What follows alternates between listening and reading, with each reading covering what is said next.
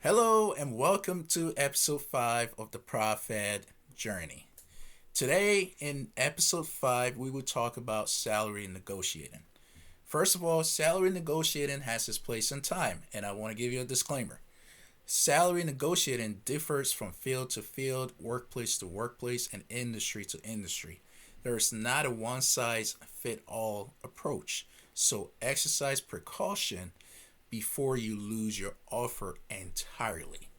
Not every position is entitled to salary negotiating. Certain contracts and funding are set and offer no room for negotiating, especially in cases like grant funding, government contracts, and nonprofit organizations. Again, not all jobs or positions are negotiable.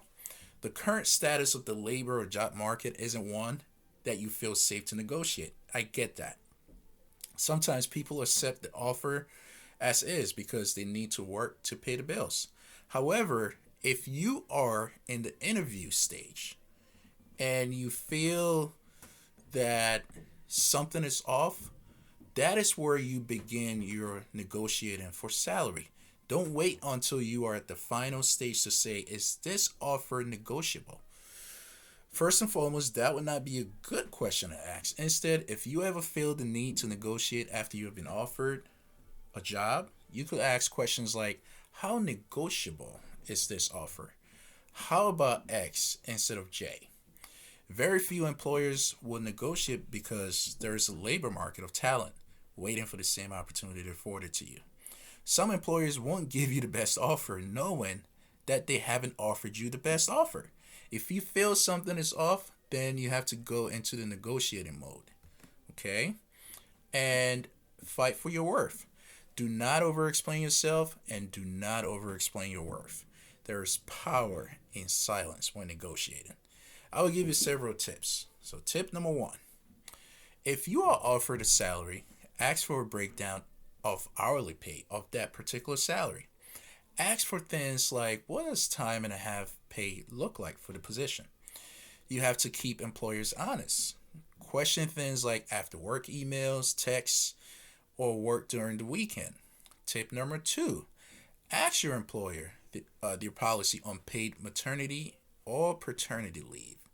More than likely, your state has policy or laws on parental leave. However, not every employer plays by the rules, so it doesn't hurt you to ask them about paternity leave.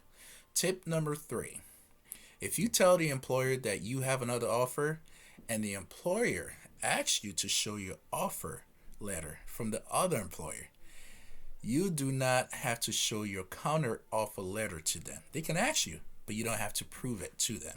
Actually, that is not good or lawful HR practices on behalf of the employer to ask for your counter offer letter. They are not entitled to see your offer letter in order to negotiate with you.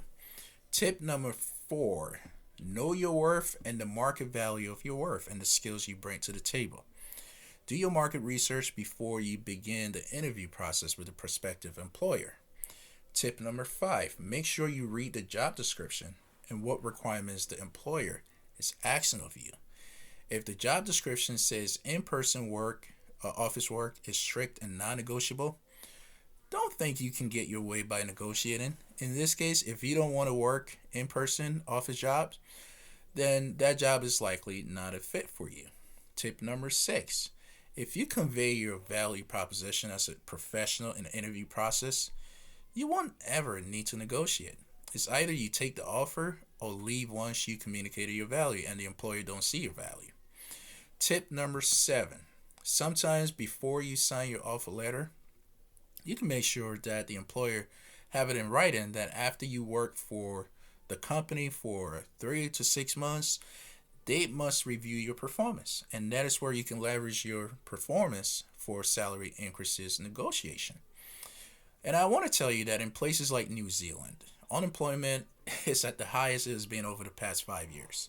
So if you ask to negotiate your salary, the employer will likely deny your application or offer because there are hundreds of people waiting for that same particular offer. Until next time, I am your host, Professor Felix Quayson. Stay tuned to the Prof. Ed journey. Take care. Bye bye.